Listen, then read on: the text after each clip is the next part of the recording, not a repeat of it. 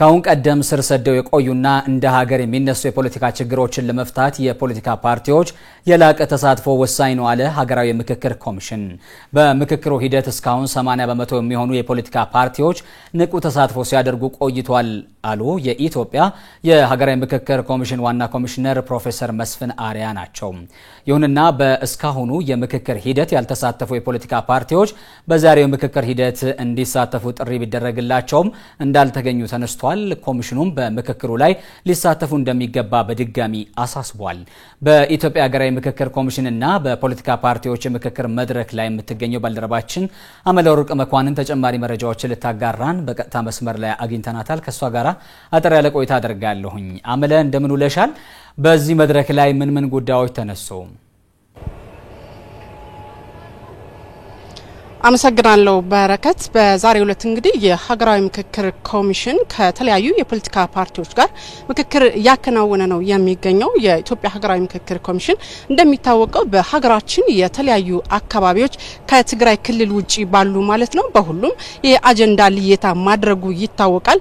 ይህንንም የአጀንዳ ልየታ እንግዲህ በቀጣይ ወደሚጠበቀው የሀገራዊ ጉባኤ ለማካሄድ አሁንም ቀሪ ያላቸውን ተግባራት ያከናወነ ነው የሚገኘው። ከዚህ ውስጥም አንደኛው እንግዲህ ከፖለቲካ ፓርቲዎች ጋር የሚደረገው ውይይት ነው ማለት ነው። በስካሁኑ ሂደትም እንግዲህ በአብዛኛው ከ80% በላይ የሚሆነው የተለያዩ ፖለቲካ ፓርቲዎች ንቁ ተሳትፎ ሲያደርጉ መቆየታቸውን እንግዲህ የሀገራዊ ምክክር ኮሚሽን ዋና ኮሚሽነር ፕሮፌሰር መስፍን አሪያ በመድረኩ ላይ አንስተዋል ማለት ነው። እንግዲህ እንደ ሀገር በተለያዩ አካባቢዎች ያሉትን ሁሉንም የሚነሱ ሀሳቦችን ሀገርን መሰረት ያላት አድርጎ ለቀጣዩ ትውልድ ለማስረከብ በማያግባቡ ጉዳዮች ላይ ምክክር ማድረግ የሀገራዊ ምክክር ኮሚሽኑ ዋና ዓላማ ነውና ለዚህም እንግዲህ በኢትዮጵያ እንግዲህ የሚስተዋሉ ችግሮችን ከመሰረቱ ለመፍታት የተለያዩ የፖለቲካ ፓርቲዎች ሀሳብ ወሳኝነት እንዳለው በዚሁ መድረክ ላይ የተነሳ ነው የሚገኘው ማለት ነው። የፖለቲካ ፓርቲዎች የንቁ ተሳትፎ በሀገራዊ ምክክር ኮሚሽኑ በስካሁኑ ሂደት ያለው ምን ይመስላል፣ በቀጣይ የፖለቲካ ፓርቲዎች የሚጠበቅባቸው በምክክሩ ሂደት ላይ ምን ይመስላል የሚለው እንግዲህ ተጨማሪ ሀሳቦችን ሊሰጡን የሀገራዊ ምክክር ኮሚሽን ኮሚሽነር ዶክተር ዮናስ አዳዬ እዚህ አጠገቤ ይገኛሉ። ዶክተር እጅግ አድርጌ አመሰግናለሁ። በዛሬው መድረክ እንግዲህ የሀገራዊ ምክክር ኮሚሽን ከተለያዩ የፖለቲካ ፓርቲዎች ጋር የመከረ ነውና የሚገኘው የፖለቲካ ፓርቲዎች ሚና በስካሁኑ ሂደት ምን ይመስላል የሚለውን መነሻ እናድርግ። አመሰግናለሁ አመለወርቅ። የሀገራዊ ምክክር ሂደት ራሱ የፖለቲካ ሂደት ነው። ስለዚህ የፖለቲካ ፓርቲዎች ተሳትፎ እጅግ ወሳኝ ነው። እስካሁን በነበረው ማካሄድ የፖለቲካ ፓርቲዎች ተሳትፎ እጅግ በጣም ገንቢ አዎንታዊና እንዳየሽውም ብዙውን ጊዜ አብሮ ተቀራርቦ በመስራት ላይ ያተኮረ ነው። እንዲያውም በጣም ከጊዜ ወደ ጊዜ የፓርቲ ጥቅም ከማስቀደም ይልቅ ሀገርን በማስቀደም ንቃት የሚሳተፉ ፓርቲዎችን እያየን ያለ ነው። ስለዚህ ባጭሩ ሲገለጽ የፖለቲካ ፓርቲዎች ሚና አዎንታዊ ሚና ነበር እስካሁን ድረስ።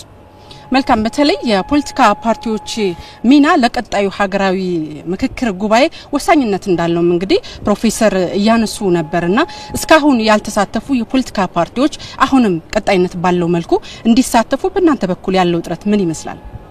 በእኛ በኩል ያለው ጥረት ተከታታይነት ባለው መንገድ ጥሪ ማድረግ ሁሉ ጊዜ ባካችሁ ነው። ምክንያቱም ይህ እድል ምናልባት በ100-200 ዓመታት መካከል አንድ የሚገኝ እድል ነውና እንዳያመልጣችሁ። በነገራችን ላይ ከ83% በላዩ ነው አሁን አብሮን እየሰራ ያለው።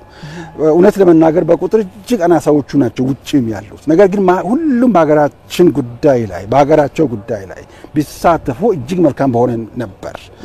ዳሩ ግን የነሱ አለመሳተፍ የመጨረሻ ወሳኝ ሚናውን አይደለም የሚጫወተው። እዚህ ለማስመር እፈልጋለሁ።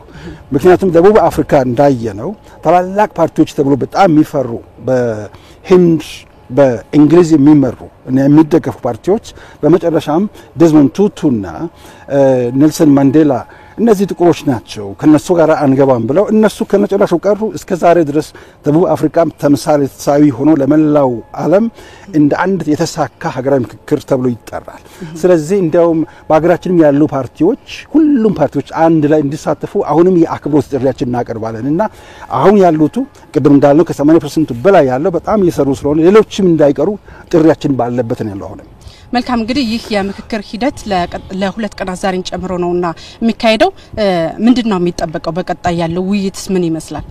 መልካም ከዚህ የሚጠበቀው የፖለቲካ ፓርቲዎች ንቁ ተሳትፎ ውጪ ያሉትንም እነሱንም አግባብተው ወደዚህ ሊመጡ ከቻሉ እነሱም እንደመጡ በማድረጉ ሁለተኛ ህዝብን በማሳተፍ በተለይም የሚከተሏቸው ህዝቦች አሉ የህብረተሰብ ክፍሎች አሉ እነሱን በንቃት በሀገራዊ ምክክር እንዲሳተፉ ምክንያቱም በኢትዮጵያ ውስጥ ሀገራዊ ምክክር እንደ ተቋም ለመጀመሪያ ጊዜ ተቋቋመው ይሄ አዲስ ባህል ግንባታ ላይ ነው ያለው ማለትም የፖለቲካ ሂደቶቻችን በሰላም ላይ ተመሰረተ እንዲሆን ማድረግ በየቦታው ሰዎች በተቆጡ ቁጥር ወደ ጫካ መሄድ ሳይሆን ባልተግባቡ ጊዜ ወደ ጠረጴዛ ዙሪያ ወይም ወደ ዛፍ ጥላ ስር መጥቶ መነጋገርን ባህል ማድረግ ችግሮቻችን በንግግር መፍታት እንጂ በጠመንጃ አፈሙዝ እንደማይፈታ ማስተማር ስለሆነ በዚህ ጉዳይ ላይ የፖለቲካ ፓርቲዎች ከፍተኛ ሚና ይጫወታሉ ብለን እናስባለን ህዝቡ በማነቃቃት ሶስተኛው ራሳቸው ግንባር ቀደም በመሆን ከዚህ በፊትም ሲጫወቱ የነበረው ሚና ከፍ አድርገው ለዚህ ለሀገራዊ ምክክር ሂደት ስኬት